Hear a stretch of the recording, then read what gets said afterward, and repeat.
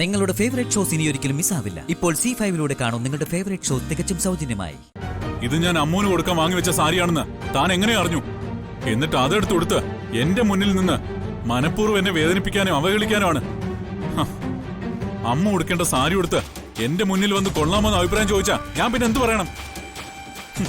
ഗംഭീരെന്നോ അതോ ഭൂലോക സുന്ദരിയെന്നോ?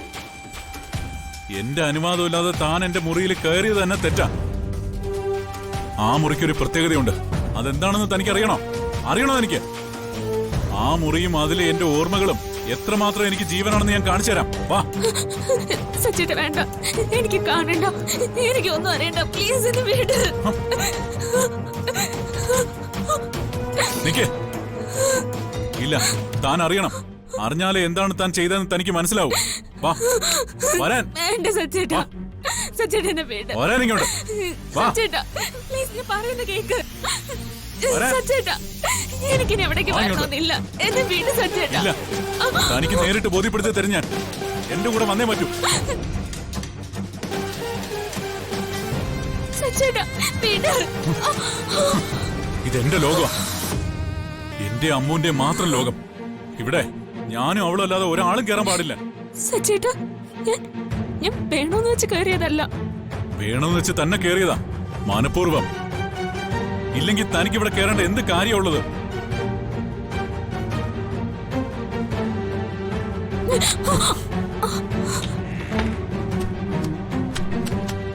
നോക്ക്, കണ്ടോ?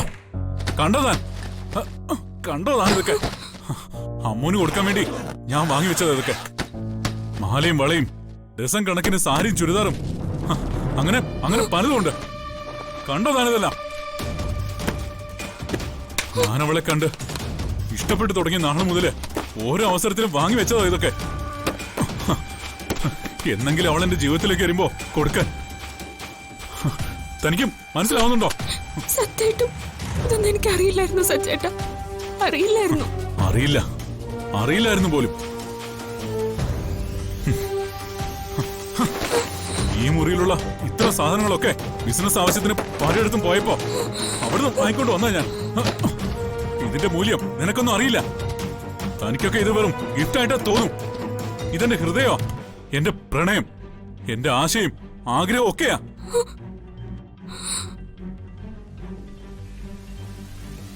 എനിക്കിഷ്ടമുള്ളതെല്ലാം അമ്മൂന് വാങ്ങിക്കൊടുക്കണം. അതെല്ലാം അവൾ അണിയണം. അതുകൊണ്ട് എന്റെ മനസ്സ് നിറയണം. അതൊക്കെയാ എന്റെ സ്വപ്നങ്ങള്. അതുകൊണ്ടാ ഇതൊന്നും ആരും കാണാതെ എന്റെ മനസ്സിൽ അടച്ചുപൂട്ടി വെച്ചതുപോലെ ഈ മുറിയിൽ സൂക്ഷിച്ചു വെച്ചിരിക്കുന്നത്. ഇപ്പൊ മനസ്സിലായത് എനിക്ക്. ഇതൊന്നും വെറുതെ പറഞ്ഞാൽ മനസ്സിലാവില്ല. ഇത് കണ്ടോ? ഇത് ഞാൻ അവക്ക് എന്റെ വാലന്റൈൻ സമ്മാനമായി കൊടുക്കാൻ വേണ്ടി വാങ്ങി വെച്ചതാ. ഇതുവരെ കൊടുക്കാൻ പറ്റിയില്ല. ഇനി ഇതൊന്നും അവക്ക് വേണ്ട. ഇതിന്റെയൊക്കെ പവിത്രത പോയി. ഞാനിതിൽ സൂക്ഷിച്ച എന്റെ പ്രണയം പോയി. സച്ചേട്ടാ പ്ലീസ് വേണ്ട, പൊട്ടിക്കല്ലേ. ഇനി ഞാനായിട്ട് ഒന്നും ചെയ്യില്ല, പൊട്ടിക്കല്ലേ. ആവശ്യമില്ലാത്തൊന്നും പിന്നെ സൂക്ഷിക്കേണ്ടതില്ല. അത് എത്ര വാല്യുബിൾ ആണെങ്കിലും.